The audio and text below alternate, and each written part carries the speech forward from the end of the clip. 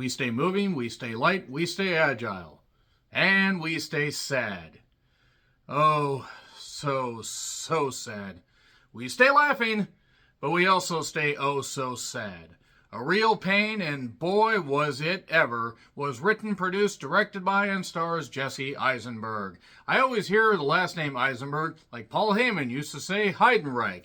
And if you get that, I love you guys. And if you're not a wrestling fan, you are so goddamn confused. Don't Google John Heidenreich, because you're really going to be confused. That being said, Jesse Eisenberg, who's a terrific actor and a terrific filmmaker, very down to earth. He was in Zombieland.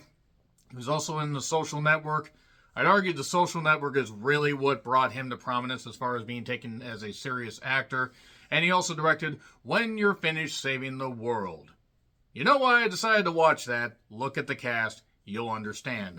So, this film got quite a bit of advertising, at least at the various movies that I watched, to the point that I was almost sick of the goddamn trailer. I also wasn't quite certain how to take it. But basically, the story, before I weave in any kind of spoilers, involves two mismatched cousins. You have Benji, Kira Culkin, who's terrific in this, mag-fucking-nificent, as it were, and David, played by Jesse Eisenberg. And they used to be, very, very close.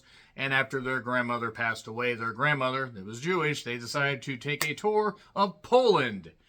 I wonder if you can guess where this is going to go. Yep, it's another movie with World War II themes and Holocaust themes, and I can't escape that theme. I can't escape that theme at all with movies that I reviewed. I was going to possibly review Blitz, but I'll have to wait on that one. That being said, when you have talents like Kieran Culkin, who's, again, fucking terrific at this, and Jesse Eisenberg is absolutely great as somebody who has his shit together, so to speak, but is also a bit socially awkward. And he has a significant other, played by Alora Torsha, who is in the Earth, which is certainly a unique movie. It's not something I absolutely love, but I appreciated what it offered. And also, she's back in New York, though, while Benji and David go to Warsaw, that is, and the environs, and explore various, historical and very, very, haunting, locations. They also, go with a bit more of the tour. There's the tour guide, played by Will Sharp, who has a good role. And also, the standout of this group, there's actually some pretty good characters in this. But Marsha. Jennifer Grey. And I was like, oh, that's why I recognize her. I couldn't quite figure that out. She did good in this. Let's see, she's still getting work after people kind of hounded her after Dirty Dancing for some reason. But yes, it basically just involves these two mismatched cousins, and they share themes, they share, opinions, they share laughter, heartache. Benji is very, very out there, but you can see the pain behind his eyes because he was a lot closer to the grandmother in the last number of years of her life. And also, he's one that doesn't kind of have his shit together, shall we say. David does. But, David and Benji have to come to some kind of agreement, even though they do love each other.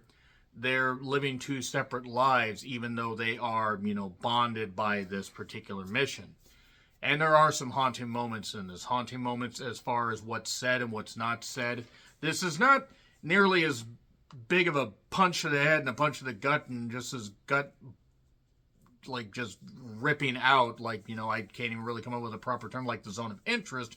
But it is certainly a movie that will stick with you. There are shots, especially the ending, that I'll talk about here in a bit, that really stick with me because it kind of wraps around the story where you see one of the characters just for whatever reason can't get out of their own goddamn way. But I enjoyed this. Quite a bit. I actually drove down to North Seattle theaters, about 40 miles from me, because it was one that was playing it at the earliest time. I had intended to actually make a double feature of this last week after I watched Bird. Bird's terrific. You should check that out too. And no, it's not perfect. There are a few issues. It's a simple story with some complex things to talk about, such as respecting history, learning from history, understanding that, yes, the world will keep on turning while horrific stuff's going around. That's touched on in this movie when they show, a particular, they show, the city, and then they show this one, concentration camp that's literally like 2 miles from like the city center. Like, life's going on right there, and then this shit happens. And the thing, 80 something years ago, like, oh, that seems like a long time ago. It really isn't if you think about it in the grand scheme of things. I mean, it's absolutely haunting what Jewish people went through and what some of them still go through. It really is. But Zone of Interest, The Real Pains, a good companion pieces, even though they're completely different movies. But Jesse Eisenberg did fucking terrific here. Also, Emma Stone helped produce this. I like Emma Stone, especially after watching Poor Things and Kinds of Kindness, but she's good, and you know what? It's nice to see people pairing together, getting this stuff done. So I am going to get into spoilers, though, which won't really take very long. It's really dialogue-driven. It's in theaters if you want to check it out. 3, 2, 1, and spoilers. So, it turns out that Benji lives, laughs, loves. He had weed actually mailed to the hotel they were going to because he wanted to smoke a joint, he wanted to have fun, whatever. I thought they were kind of go with him and Jennifer Grey's character getting together. I mean, Jennifer Grey, who wouldn't? I mean, she's a beautiful woman, but given what she went through and why she's on this particular tour, she, heard about the horrors of the tragedy in her family lineage. There's a guy that, went through the horrors of Rwanda that converted to Judaism and moved to Canada with his life savings sewn into his pocket along with his mother. He converted to Judaism and he studied a lot of stuff. James is a great tour guide and he's British and he understands this stuff, but Benji's also kind of in his face about the stuff because there are points where the talking gets a little bit too insane and they have to maybe scale that back, especially when they visit some grave sites, including the oldest gravestone in Poland, where they put stones on top. I guess it's a Jewish tradition. I'm not really that familiar with it. I'll take the movies, meaning as that it's actually true. And all the while they're trying to find out where their grandmother lived. So they do get to know these people. There is one point in the beginning of the movie where David keeps calling Benji, and it turns out Benji has been at the airport for quite a while. Because the grandmother died about 3 months ago. He hasn't been doing all that well. He kind of is a leecher, shall we say. Not a grifter, but a leecher, because it's like, he uses other people's shit because he doesn't have a lot of his own because he doesn't want to work hard, basically, is what I'm trying to say. He's kind of stuck in a particular, like in a revolving door of just like sadness, but also not wanting to move forward. And there is a thing about, wanting to respect cultures and traditions and stuff like that. There's a point where, he says in the airport, oh, airports, you can get here, you can meet the craziest people here. And that's something that wraps up a little bit later on. They take a train, they're sitting in first class, and then that ends up, with them basically being separated from the tour group for a bit, to the point that they have to fake having tickets and everything to get back there, and then their tour group is still there with them. And there's a point where they visit the concentration camp, and it's fucking haunting. It's fucking haunting just seeing how close the city was and just seeing the horrors that were taking place here. But there are points, like especially at a dinner scene, where Benji is talking about stuff, and he's upset. Obviously, he's upset about all the stuff that he, all the stuff that his grandmother went through. And it turns out also, once he leaves to go use the bathroom, he saw somebody playing the piano. The piano was a little bit loud, but he decided to go use the bathroom a little bit later because he drank too much.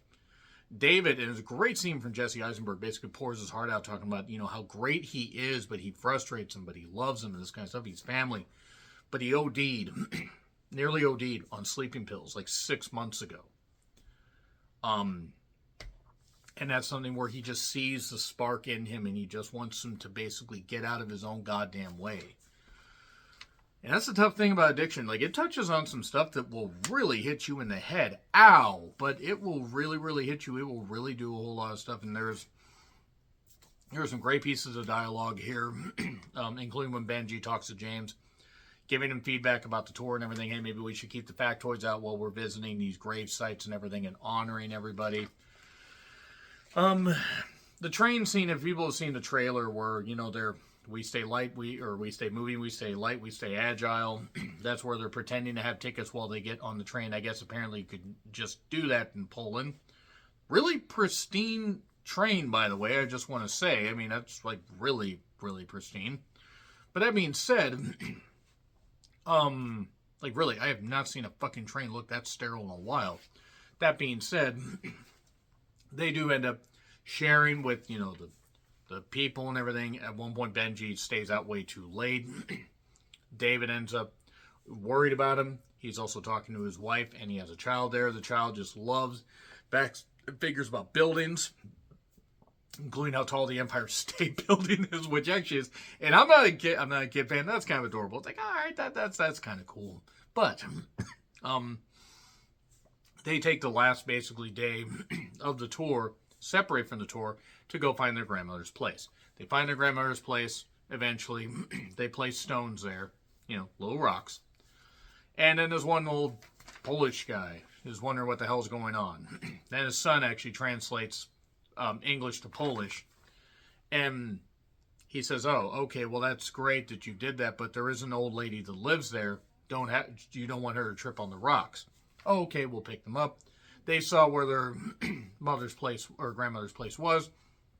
And then they are talking. They go on the plane. They go back. This movie's like only 80 to 85 minutes long. So it's expedient with how it goes. But then they're walking to the airport. They're going to separate. But he's like, you know what? Why don't you come? Why don't we take a cab? You can come have dinner with us. Okay. Maybe not right now. And then he's like, well, how about because they had an earlier conversation about how they used to be close, but he's like, David's like, I have my life, Benji, you have your life, and this kind of stuff. Get your shit together. The fact that you OD'd, I could have lost you. Others could have lost you. You do matter. Like, that stuff's implied. And then he's like, well, how about I, make sure that you're dropped off all right. That's okay. I'll just hang around here. Wait, really? And he's like, yeah, it's the airport. You can meet the craziest people here. David takes off, goes to see his wife and child, and Kieran Culkin is just sitting there. I don't know why this got me. He's sitting there, and he's just like, jeez. He's just so sad. There are just some sad goddamn moments here. Some great moments, some humorous moments. It's like a fucking Robert Altman film with the dialogue at some points. But, again, not totally perfect. It's a simple story, and I'm not going to go 5 stars like that, but I will go A-. I will say A- because it really is a fucking gut punch of a movie with some uplifting moments, but my God, it is sad. So great, hats off to everybody involved. Anyway, so agree, disagree with what I said. Like, share, subscribe. Twitter handle, Letterboxd, and Blue Sky handles in the description. I'm John Ritlin. I'll see you soon.